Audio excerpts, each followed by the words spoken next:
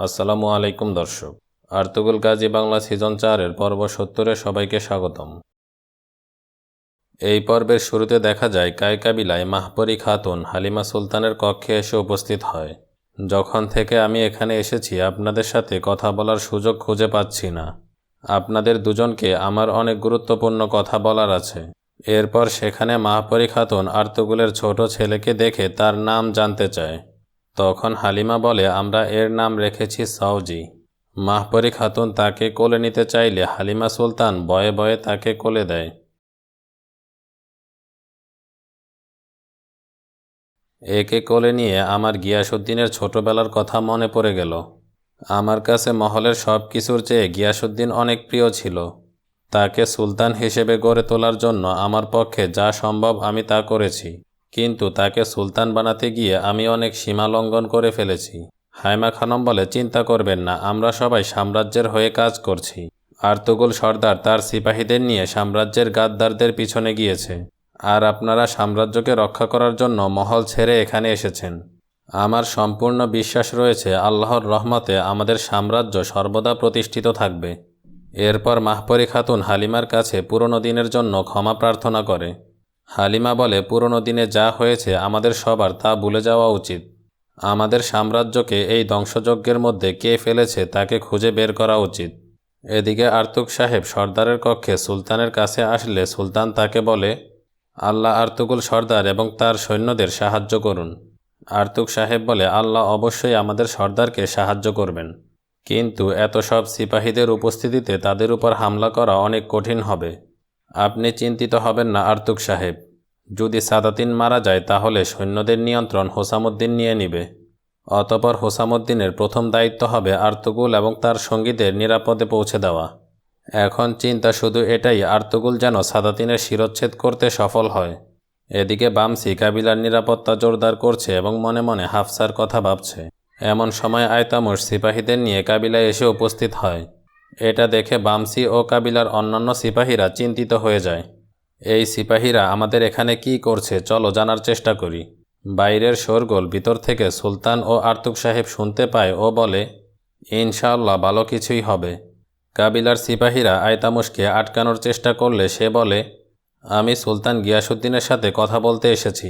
তখন কাবিলার সিপাহীরা বলে, এটা তোমরা কি বলছো, সুলতান এখানে কেন আসবে? আর বামসি দূর থেকে তাদের উপর নজর রাখছে। অন্যদিকে সেওয়াস এলাকায় আর্তুগরুল ও তার সাথীরা দুই কমান্ডারের সাথে সাদাতিনের তাঁবুর দিকে এগিয়ে যাচ্ছে। তারা সিপাহীদের পোশাক পরিধান করায় তাদের কেউ চিনতে পারছে না। আর্তুগরুল, সুঙ্গুরতাকিন ও তুর্গুত এক জায়গায় দাঁড়িয়ে অপেক্ষা করতে থাকে।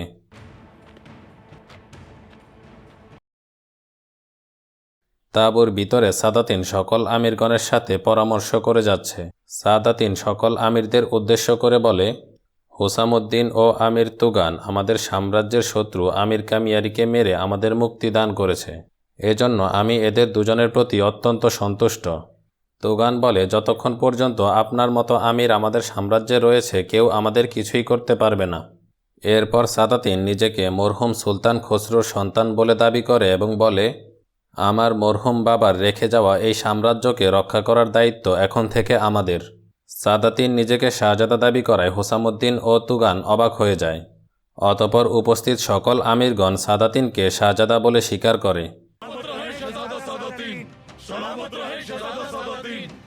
বাহিরে আর্তুগরুল ও তার সাথীরা অপেক্ষা করতে থাকে।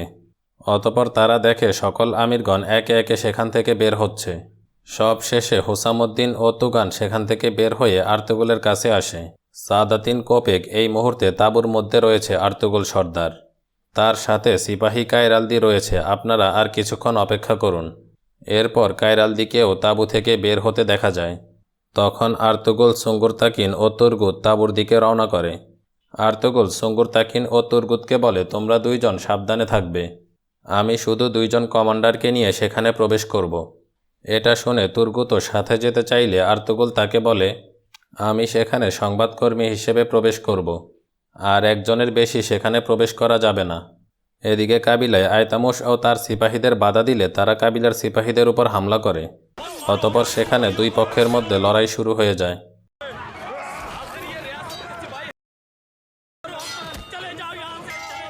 আয়তামুশ সুলতানের কক্ষে প্রবেশ করলে আর্তুগ সাহেব তাকে প্রতিহত করার চেষ্টা করে। এদিকে আর্তুগুলের সাথের এক কমান্ডার এসে তাঁবুর সিপাহীদের বলে, আমির হজরতের জন্য সামসাদ কেল্লা থেকে সংবাদ এসেছে। সিপাহী বলে, আমির হজরত এই মুহূর্তে আরাম করছেন। কমান্ডার বলে, অনেক গুরুত্বপূর্ণ সংবাদ, তাকে গিয়ে খবর দাও তাড়াতাড়ি। অতঃপর সিপাহী অনুমতি নিয়ে এসে আর্তুগুলকে ভিতরে যেতে দেয়, তবে সে আর্তুগুলের তলোয়ার বাহিরে রেখে দেয়। আর্তুগুল ভিতরে প্রবেশ করে কাউকে দেখতে পায় না।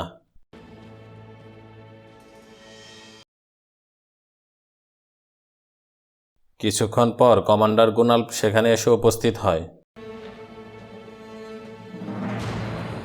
তো আপনি চলে এসেছেন আর্তুগুল সর্দার, এখন এখান থেকে আপনি জাহান্নামে যাবেন। যখনই আমি আপনাকে দেখি আমার মনে হয় এক বাহাদুরের ছদ্মবেশী মিথ্যাবাদী।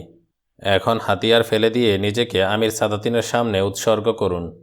আর্তুগুল বলে, আমরা নিজেকে শুধুমাত্র আল্লাহর সামনে উৎসর্গ করি গুনাল্ফ সর্দার। আপনার মৃত্যু আপনাকে এখানে টেনে নিয়ে এসেছে আর্তুগুল সর্দার। আর্তুগুল বলে, আল্লাহ তোমাকে সঠিক পথ দেখাক গুনাল্ফ সর্দার।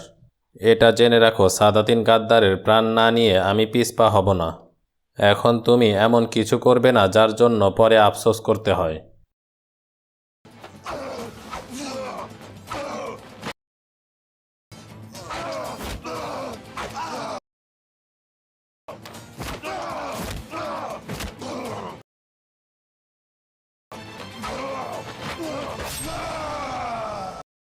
এদিকে কাবিলায় সুলতানের উপর আক্রমণ হলে ভিতরের কক্ষে থেকে হাইমা খানম বলে, আমাদের উচিত এখানে থেকে নিজেদের সংরক্ষণ করা।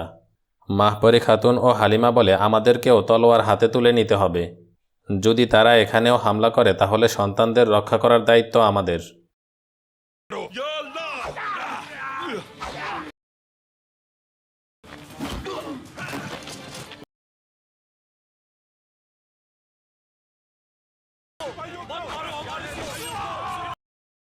এদিকে গুনাল্ফ আর্তুগুল সর্দারকে বলে, আমি আপনার উদ্দেশ্য জানি, আপনি সাদাতিনকে হত্যা করতে চান। অতঃপর কল্পনায় দেখা যায় গুনাল্ফ এখানে কিভাবে এসেছিল। গুনাল্ফ আগেই সেখানে পৌঁছে সাদাতিনকে বলেছিল আর্তুগুল আপনাকে মারতে এখানে আসবে। কায়রালদি বলে, চারদিকে আমাদের সিপাহী বিদ্যমান রয়েছে, আর্তুগুল এখানে কেন আসবে? সাদাতিন বলে, সে আসবে, এখানে অবশ্যই আসবে। আমরা তাকে বাধা দিব না, তাকে এখানে আসতে দাও। গুনাল্ফ বলে, সে আজ রাতে এখানে আপনার উপর হামলা করতে পারে। সাদাতিন বলে, সে রাত হওয়ার অপেক্ষা করবে না, যে কোনো সময় এখানে হামলা করতে পারে। গুনাল্ফ বলে, তার সাথে আমার কিছু হিসাব বাকি রয়েছে, তাকে দেখার দায়িত্ব আপনি আমাকে দিন। অতঃপর সাদাতিন তাঁবুর পেছন দিয়ে সেখান থেকে পালিয়ে যায়। এদিকে বাহিরে থেকে তুর্গুত বলে, শীঘ্রই ওই গাদ্দারের কাজ শেষ করে ফেলুন ভাই। সুঙ্গুরতাকিন বলে, কাজ শেষ হওয়া মাত্রই আমরা আর্তুগুলকে এখান থেকে নিরাপদে নিয়ে যাব। এমন সময় দেখা যায় সাদাতিনের কিছু সিপাহী এসে বাহিরের দুই কমান্ডারকে ঘিরে ফেলে। এরপর সাদাতিনও সেখানে উপস্থিত হয় এবং বলে, ওই গাদ্দারকে আমার কাছে নিয়ে আসো। দুই কমান্ডার সেখান থেকে দৌড়ে পালাতে গেলে তীরের আঘাতে নিহত হয়। তখন তুর্গুত ও সুঙ্গুরতাকিন কিছুটা আড়ালে লুকিয়ে পড়ে। কায়রালদি সাদাতিনকে বলে, আর্তুগুল ভিতরে যাওয়ার সময় তার হাতিয়ার নিয়ে নেওয়া হয়েছে। এতক্ষণে হয়তো গুনাল্ফ সর্দার আর্তুগুলের কাজ শেষ করে ফেলেছে। সাদাতিন বলে, তুমি এখনও আর্তুগুলকে চিনো না কায়রালদি। আর্তুগুলের আসল হাতিয়ার হলো তার ক্রোধ। অন্যদিকে কাবিলায় বামসি একা আয়তামুশের সকল সিপাহীদের সাথে লড়াই করে ও একে একে সবাইকে হত্যা করে।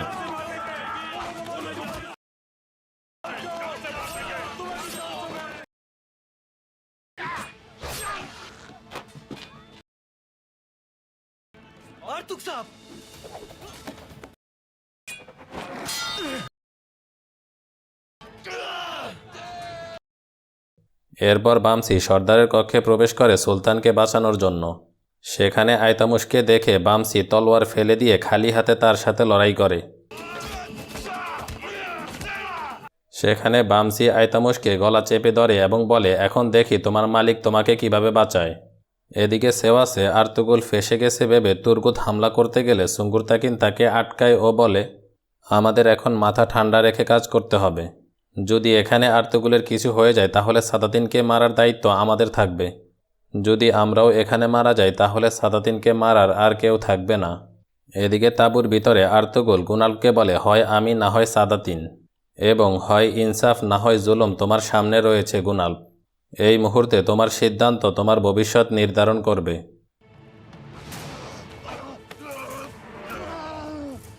অতঃপর দেখা যায় আর্তুগুল গুনালফকে আটক করে ফেলে।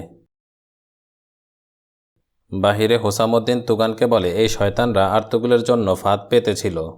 তুগান বলে তুর্গুদ ও সুঙ্গুরতাকিন এখনও বাহিরে আছে, আমাদের আশা এখনও বাকি আছে। সাদাতিন হোসামুদ্দিনকে বলে শেষ পর্যন্ত আমি তাকে ধরতে সফল হয়েছি। হোসামুদ্দিন বলে খুব ভালো, যুদ্ধে যাওয়ার পূর্বে আমরা এর কাজও শেষ করে যাব। অতঃপর সাদাতিন সিপাহীদের বলে সবাই প্রস্তুত হও, আমরা তাঁবুতে হামলা করব। আর্তুগুল গুনালফকে আটক করে বলে চলো বাহিরে যাওয়া যাক। যাকে তুমি নিজের পিতার সমতুল্য মনে করো সে তোমাকে কতটা গুরুত্ব দেয় দেখা যাক। অতঃপর আর্তুগুল গুনালফের গলায় তলোয়ার ধরে তাঁবু থেকে বের হয়। এটা দেখে সুঙ্গুরতাকিন ও তুর্গুদ বলে আমাদের আশা এখনও বেঁচে আছে। সাদাতিন সিপাহীদের বলে প্রস্তুত হও, আমরা হামলা করব। হোসামুদ্দিন জিজ্ঞাসা করে আপনি গুনালফের কথা ভাববেন না? সাদাতিন বলে সাম্রাজ্যের জন্য নিজের সন্তানকে কোরবান করতেও আমি পিছপা হব না ইনশাল্লাহ। এদিকে কাবিলায় বামসি সুলতানের কাছে অনুমতি চেয়ে বলে আপনি আমাকে এই শয়তানের শিরচ্ছেদ করার অনুমতি দিন। সুলতান বলে এখন না বামসি। মাহপরি খাতুন বলে আপনি একে কেন শেষ করে দিচ্ছেন না সুলতান? সে তলোয়ার বের করে বলে একে তো এখনই শেষ করে দেওয়া উচিত। তখন গিয়াসউদ্দিন তার মাকে সেখানে আটকায়। এদিকে সাদাতিন আর্তুগুলকে বলে তুমি গুনালফকে জিম্মি বানিয়ে এটা ভেবো না আমি তোমাকে এখান থেকে যেতে দিব। তোমার মতো গাদ্দারকে শায়েস্তা করতে আমি নিজের সন্তান সমতুল্য গুনালফকেও কোরবান করতে পারি। অতঃপর সাদাতিন তীরন্দাজদের প্রস্তুত হওয়ার ইশারা দেয়। আর্তুগুল গুনালফকে বলে যাকে পিতার সমতুল্য মনে করো তার আসল চেহারা দেখে নাও। যদি এখানে আমার কিছু হয়ে যায় তাহলে আমার দায়িত্ব তোমাকে পালন করতে হবে। এখন আমি তোমার প্রাণ বাঁচানোর জন্য নিজের হাতিয়ার ফেলে দিব।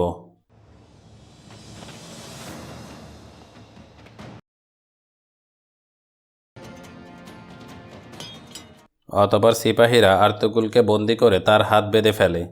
কায়রালদি বলে আমাকে অনুমতি দিন এর শিরচ্ছেদ করার। সাদাতিন বলে ধৈর্য ধারণ করো, আমি নিজে এর শিরচ্ছেদ করব। কিন্তু আমাকে সর্বপ্রথম এটা জানতে হবে এ কার জন্য কাজ করে। ওই দুই কমান্ডার কে ছিল আর এ আমার তাঁবুতে কিভাবে প্রবেশ করলো। এরপর সাদাতিন আর্তুগুলকে বলে তুমি যেই সুলতানকে এতটা বিশ্বাস করো সে এতটা কাপুরুষ যে নিজের মাকে নিয়ে তোমার কাবিলায় আশ্রয়ের জন্য চলে গেছে। এখন তুমি আমাকে বলবে কিভাবে তুমি আমার তাঁবুতে প্রবেশ করলে। আর যদি না বলো তাহলে আমি তোমার সাথে কি করতে যাচ্ছি তা তুমি ভাবতেও পারবে না। এরপর সে কায়রালদিকে আদেশ দেয় আর্তুগুলকে কক্ষে নিয়ে যেতে। সে হোসামুদ্দিনের দিকে তাকিয়ে বলে আর্তুগুলকে ওই দুই কমান্ডার সহ এখানে কে আনতে পারে তা আমি শীঘ্রই জেনে নিব। এদিকে ব্লেজিকের কেল্লায় জমিদার ক্রিতোস অ্যারেসকে বলে আমাদের এই পরিকল্পনা বাদশাকে অত্যন্ত খুশি করে দিবে। অতঃপর মারিয়া সেখানে এসে উপস্থিত হয় এবং বলে আমি আপনার জন্য কায় কাবিলা থেকে গুরুত্বপূর্ণ সংবাদ নিয়ে এসেছি। সুলতান গিয়াসউদ্দিন এই মুহূর্তে নিজের মহল ছেড়ে কায় কাবিলায় আশ্রয় নিয়েছে। অ্যারেস জিজ্ঞাসা করে তুমি এই খবর কিভাবে জানতে পারলে মারিয়া? মারিয়া বলে চাওদার কাবিলায় এক মহিলা আমার জন্য কাজ করে। ক্রিতোস বলে সাদাতিনের হাত থেকে বাঁচার জন্য সুলতান আর্তুগুলের কাবিলায় আশ্রয় নিয়েছে। তুর্কিদের মধ্যে বিশৃঙ্খলা তৈরি করার জন্য এমন সুযোগ আর পাওয়া যাবে না। আমাদের এই সুযোগটা কাজে লাগানো উচিত। যদি সুলতান সেখানে থাকে তাহলে আমরা তাকে সেখানেই মেরে ফেলব। এতে আর্তুগুলের সকল অহংকার মাটিতে মিশে যাবে। আর এই দায়িত্ব তুমি সম্পন্ন করবে অ্যারেস। তখন অ্যারেস জমিদারকে ওয়াদা দিয়ে সেখান থেকে বেরিয়ে পড়ে। এখানেই এই পর্বের সমাপ্তি ঘটে।